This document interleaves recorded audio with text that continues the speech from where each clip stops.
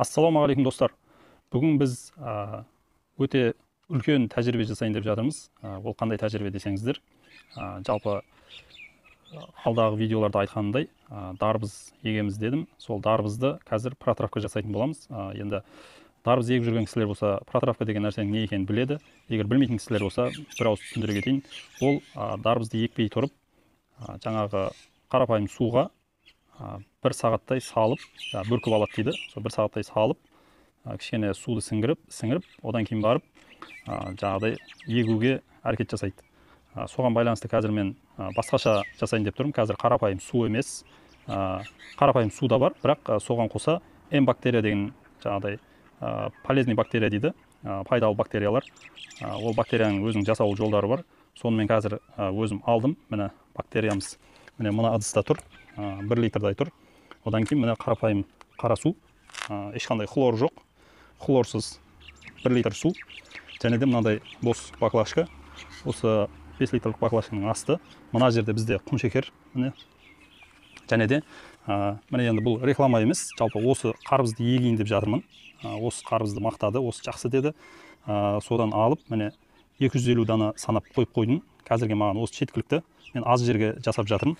Және де мынаны қойып қойған себебім, бұл жаңағы помидор, қызанақ, бұны бөлек егетін болам. Жалпы бұны да көрсете салайын деп қойып қойдым. Оны сәл кейінірек егеміз, оны протравка жасамай еге береміз. Осыларды қазір араластырып, міне мынадай 50-лік кассетаға егетін боламыз, Құдай қаласа. Соны енді қазір жасайын деп жатқан тәжірибе мынау. Осы қарапайым судан шамалап қосам енді. Қазір мына жерде бір 0,5-0,5 су бар. Соның жобамен жартысын қосам.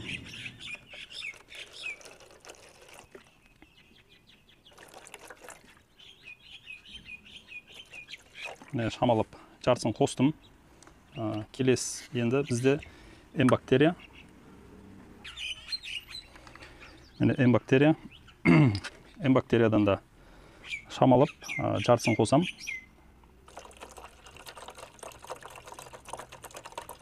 Енді М бактериядан сәл көбірек қоса берсеңіздер жақсы болады. Себебі оның ішінде пайдалы бактериялар көп. Міне жартысынан кішкене көбірегін қостым. Келесі енді бізде құмшекер. Енді бұл жерде бір айта кететін нәрсе, мына қарапайым суымыз кішкене жылы болған абзалырақ. Кішкене жылы болған жақсы, себебі бактериялар жылуды жақсы көреді, және де тәттіні жақсы көреді. Мына жерде қазір бізде суымыз азғантай болғаннан кейін, енді құмшекерді қатты көп қоспай қойын. Жалпы осылай 3 қасық қоса салайын. Немесе 2 қасық да жетіп қалар. 2 қасық жетіп қалар. Осылай 2 қасық қосып, жақсылап араластырып,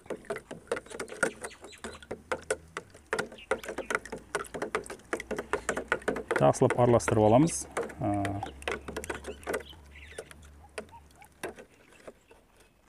Содан кейін, жақсылап араластырғаннан кейін, мына қарбызымыздың дәнектерін алып, осыған 1 сағаттай салып қоятын боламыз.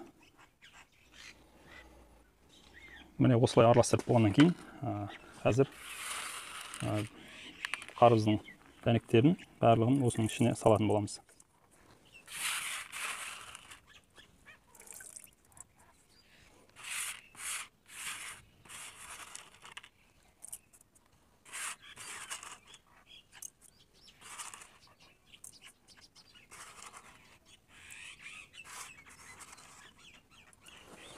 Міне барлығын салдық. Енді кішкене араластырып жіберсек болады.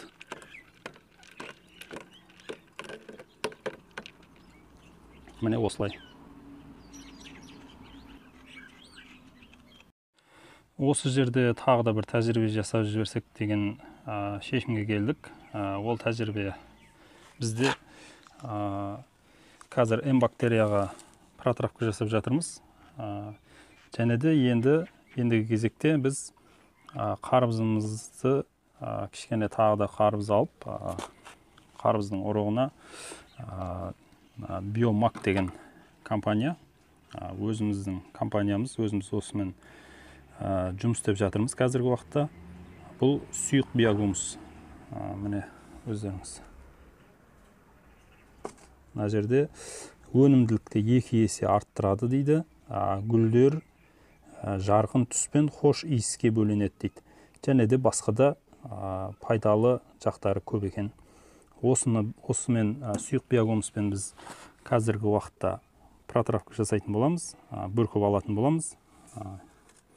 Яғни бұған ешқандай су қоспай, құр өзіне істесем деп шешім қабылдадым. Дәл қазір солай жасап көрейік.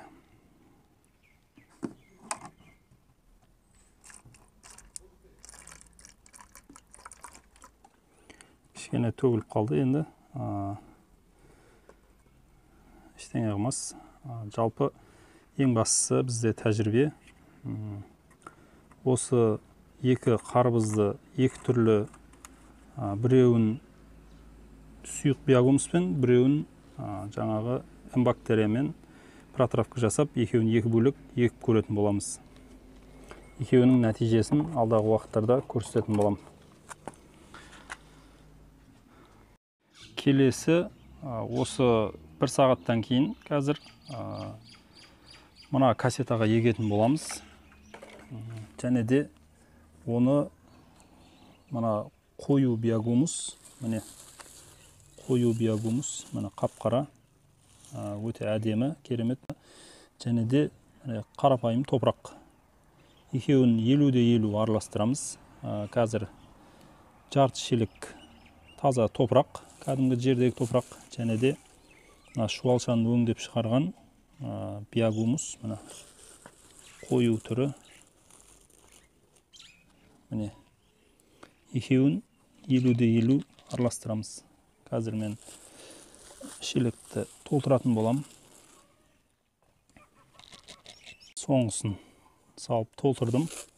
Енді осыны үлкендеу затқа салып, араластырып, жақсылап, одан кейін мына 50-лік кассетамызға салатын боламыз. Осылай кассетамызға 50% топырақ, 50% биогумусты араластырып, осылайнан кассетаға салып шығамыз. Және де мынандай бір ағашпен былайынан үстінен кішкене басып, қатты баспаймыз. Кішкене басып, осылай басып шығамыз да. Және де мынандай баклажканың аузын тесіп, осылайынан су құямыз. Суды жақсылап құя берген абзал. Мына су отыру керек. Кішкене отырғаннан кейін су, мына кассетаның астарында кішкене тесігі бар. Сол тесіктен су ағып кетеді. Яғни барлық жеріне бірдей су тиді деген сөз. Міне осылай қазір кішкене күтеміз де, мына бір жерлерде уже су астына қарай кетті. Енді мына жаңағы протравка жасаған қарбызымыздың дәнін аламыз. Және осылайынан қойып, кішкене ғана үстінен басып қоямыз.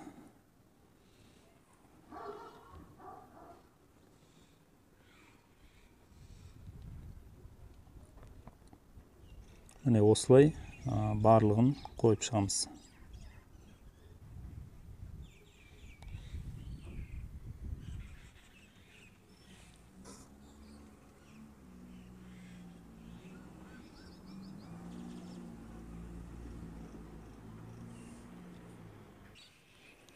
Міне барлығын қойып шықтым.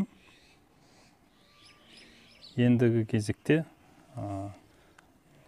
тағы да үстінен шамалдап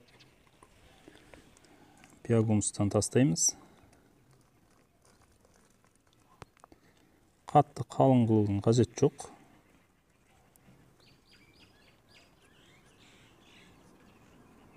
Кішкене текстеп тағы да су шашатын боламыз. Суды енді жаңағыдай шылқылдатпай, қатты себудің қажет жоқ, шылқылдатып.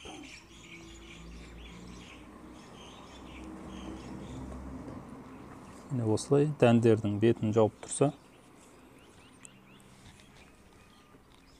және де кішкене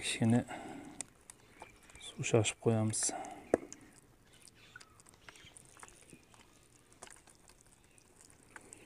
Міне осылай жасап, бетіне пленка жауып қоямыз. Және де кішігірім теплица сияқты, қазір көрсететін болам. Теплица сияқты қылып, пленкадан жасап, кішкене жылы жерге қою керек. Міне осылай. Енді өсіп шыққанын күтеміз. Құдай қаласа, алдағы уақытта бейнероликтерде көрсететін болам. Осы видеолар ұнаған болса, каналдарымызға тіркеліңіздер, және де лүпілдеріңізді аямай, пікірлеріңізді қалдырыңыздар.